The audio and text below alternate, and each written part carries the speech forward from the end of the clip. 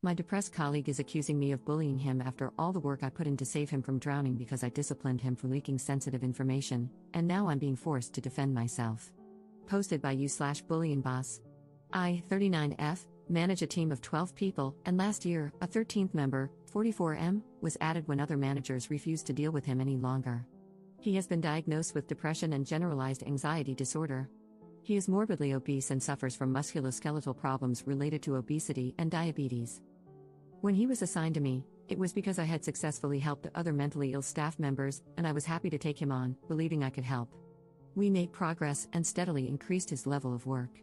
While it has never reached an acceptable level, I made accommodations to relieve pressure, hoping this would lead to sustained long-term improvement. I also sought out equipment to help him be more physically comfortable given his obesity. I felt we were making progress. Unfortunately, he committed a serious breach of security by sending out personal information to someone not legally entitled to receive it, and I had to place him on formal disciplinary action. Since then, he has been on sick leave for over 3 months. He is now subject to attendance management procedures and has reached out to a local mental health group, claiming that I have bullied and harassed him. According to him, this alleged bullying and harassment have made it impossible for him to return to work. I have documented evidence proving this is untrue. When he was informed that he needed to move away from me for health and safety reasons, he became very distressed and demanded to stay with me for mental health reasons. I have signed documentation in which he states that I am supportive and that he does not want the reasonable accommodations I have offered, such as shorter days, fewer days, and longer breaks. I have a meeting with him and his support workers from the mental health group, and I have no idea how to handle it. How should I approach this? I can prove he is lying and that he has a pattern of lying to get out of trouble. I have no concerns about my bosses, as they are well aware that this is an utterly unfounded allegation. My concern is that he is completely unsuited to the job, and because he refuses to acknowledge any responsibility for his mistakes, it is impossible to correct them. Relevant comments. Commenter. You definitely need to speak with someone like an HR specialist before the meeting.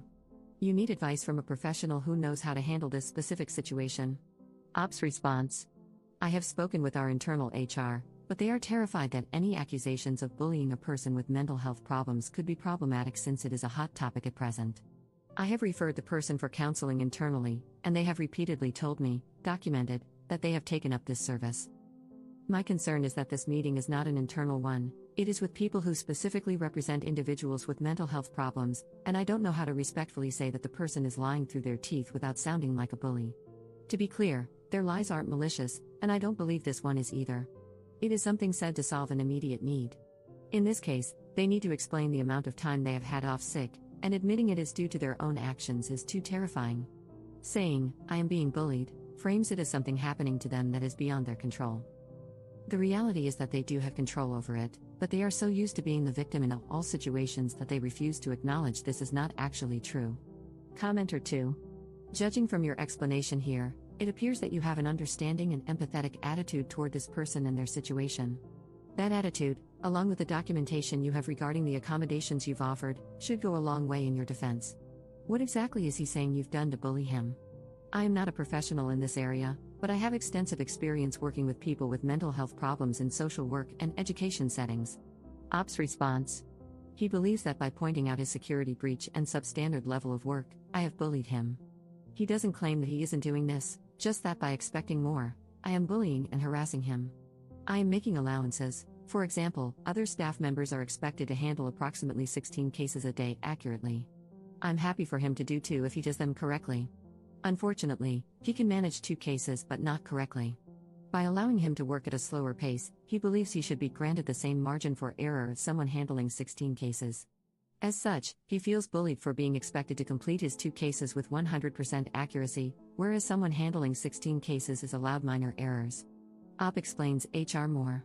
Yeah, HR's response is basically, fire him, but don't leave us open to a lawsuit.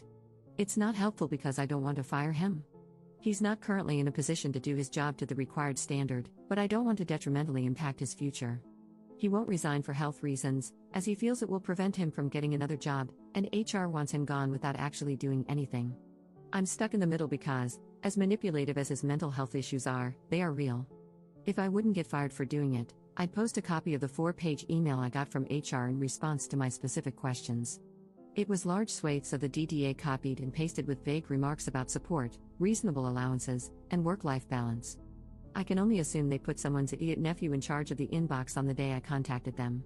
They are centralized and notorious for not giving out specific instructions for fear of having them challenged. Their main purpose is to protect themselves. I have no idea how they keep their jobs, to be honest. Update 3 months later. Well, the meeting went ahead as planned, and thanks to the wonderful advice and tips from the people who kindly responded, I was calm and thought I was prepared. Boy, was I wrong. My colleague and his support worker were both there, and the meeting started really well.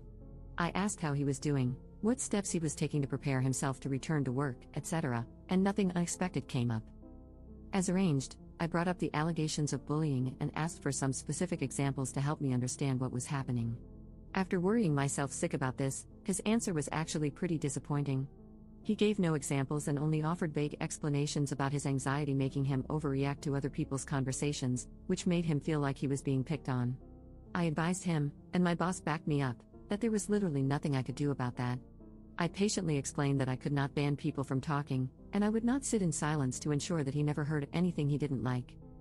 My boss stressed that his poor performance needed to be addressed and that this was part of my job, emphasizing that doing so was in no way harassment. His support worker agreed with that, and we had a brief chat about how I could better communicate. To be honest, there was nothing they said that was particularly helpful, but I did agree to be mindful of their condition moving forward. Then it got weird.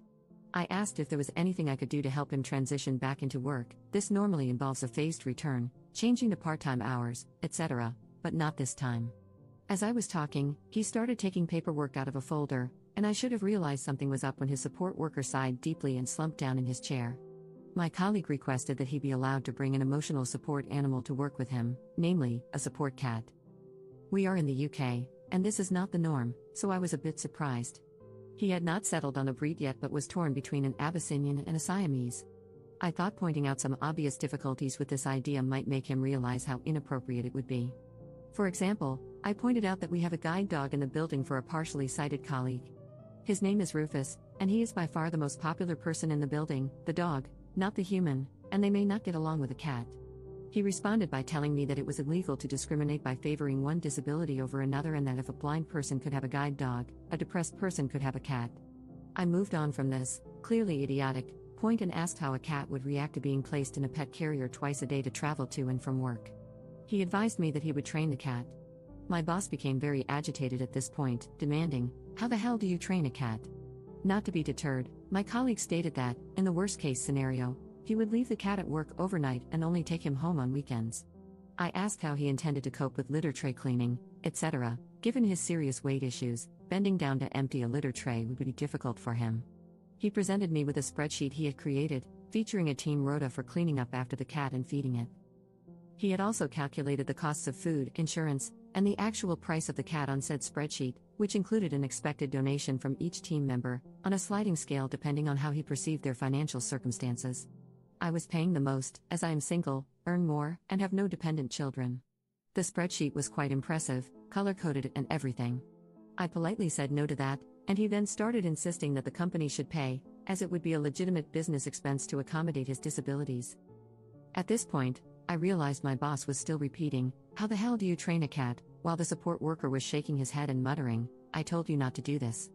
So, I made a unilateral decision on behalf of my company and advised him, in no uncertain terms, that we would not be buying any cats, we would not be cleaning up after any cats, because we would not be permitting him to bring any cats onto the premises.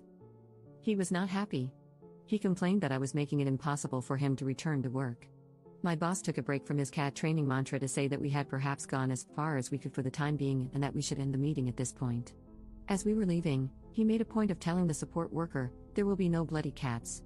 The support worker nodded and agreed that this was entirely fair. I didn't hear anything from him for a week or so, then received another 4-week sick note from him.